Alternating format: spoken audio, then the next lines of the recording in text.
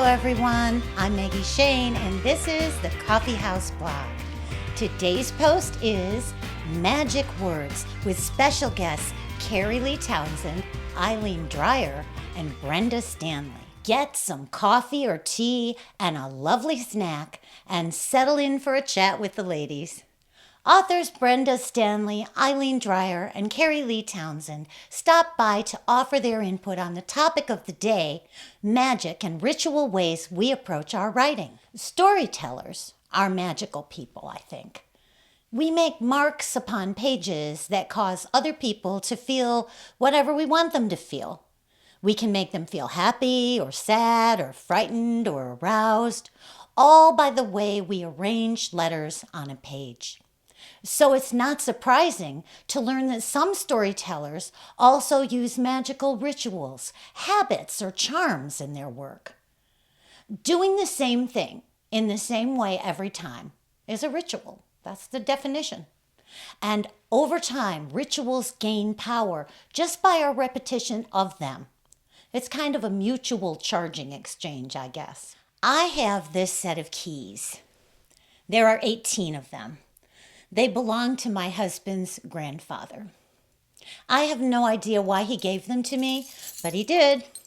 He had them all on a string, but I found this ring to put them on just like the jail cell key ring in every old Western. I thought it was more fitting.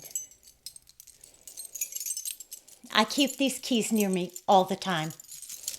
They hang on a chain from the window nearest my desk where I write. Sometimes I clip them. They have a little clip. I clip them to a belt loop and just wear them around the house so I can hear them jingle. When I pause in my writing, I hold and rub the keys. It's almost like I'm trying to rub the ideas out of them. Each key unlocks 1,000 stories, maybe more.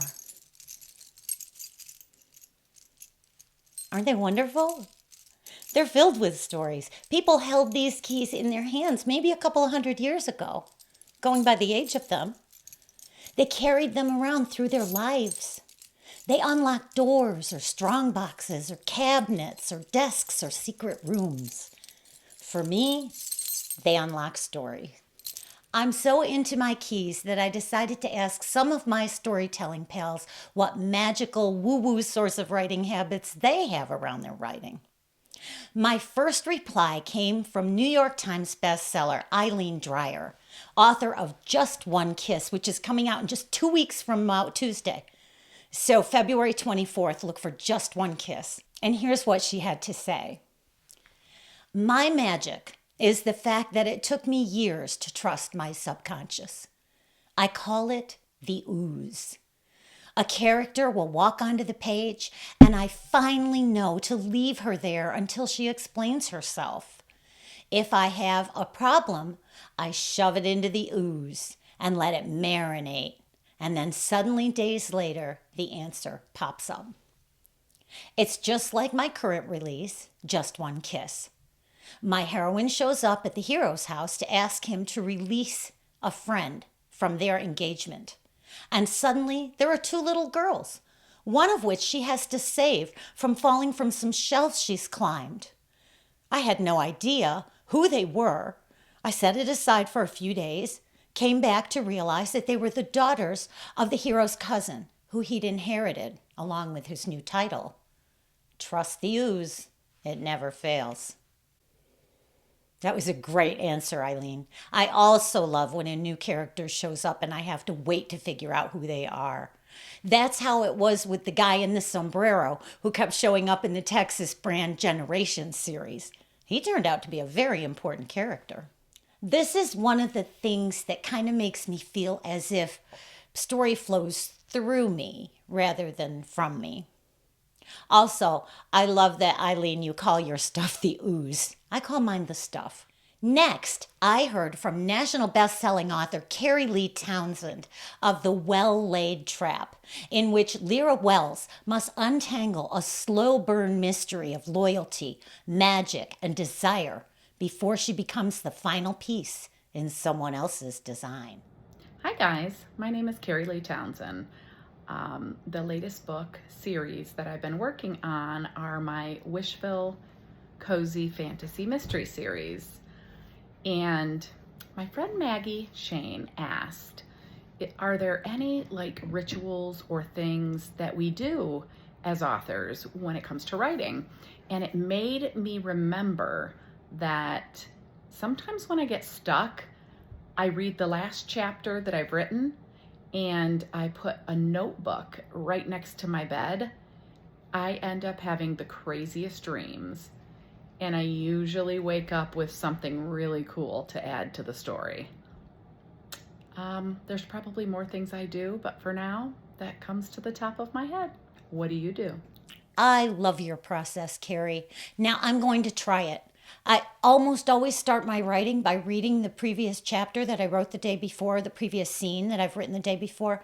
And I usually do that right before I start my writing for the day. But I'm going to try it before bed the night before to prompt my subconscious. Have the crew send up some more good stuff. This is a good idea. Next, I reached out to Brenda Stanley, author of It Happened in the Hollow, an evocative, atmospheric YA paranormal mystery about two boys, one living, one dead, who must solve the mystery of what happened in the past before it happens again to the other boy. I got shivers reading the description of this book. I am sold. I just nutshelled that from the blurb, and yeah, I'm in. Brenda sent a video too. Take a look.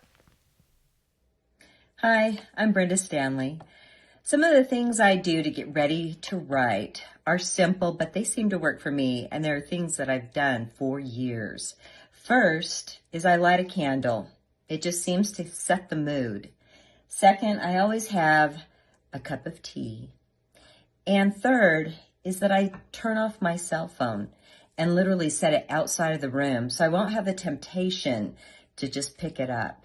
Those are just some of the things that I do to help set the mood. Good luck with your writing. You have the willpower, Brenda, to set the phone in another room. Oh my God, that's amazing. How zen would that feel? I need to start doing this, or at least silencing it, and you have to turn off vibrate too because that shit's not silent. You know, I'm not surprised that so many of us have rituals or even just repetitive ways of doing things before we begin our daily pages. I like a nice hot cup of coffee freshly poured. I have to drink decaf, but I drink it like a caffeine addict. I like some background noise that won't distract me. Nothing important because I won't hear most of it. Once I sink into the story, my external senses shut down and my internal eyes and ears and nose and mouth and hands activate instead. I think these are the same senses we use when we dream. You know how we see and we hear and so on in our dreams, but we're not using our eyes or our physical ears, or we're using internal senses. It's like that, I think. I like to be warm and comfortable. And I like to have at least an hour of uninterrupted time stretched out ahead of me. And I like to have my keys nearby. And if I'm working on a vampire novel, Rhiannon is always by my side in her physical form, which to me is kind of like Nadja's Dolly in What We Do in the Shadows. And if you have not seen What We Do in the Shadows, you need to drop everything and go find it immediately. Sometimes I burn a little incense and invite my muse in. Sometimes I have a statue of Ganesha on my desk, watching over me as I write. I also have the collected, translated works of the first author ever to put her name on her work. Yes, her. She was the Sumerian priestess of Inanna, called Enheduanna. I don't think there's anything more magical than storytelling. Creating a universe and filling it with characters and places and events is magical. If I cry when I write it, and then later, maybe years later, somewhere far away, a reader cries as they read the very words I wept upon writing, how is that anything but magic?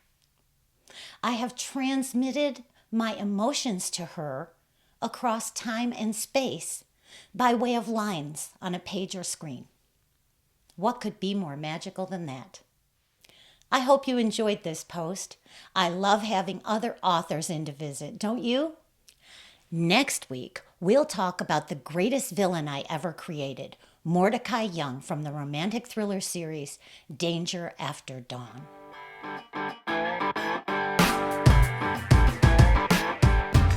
See you next time.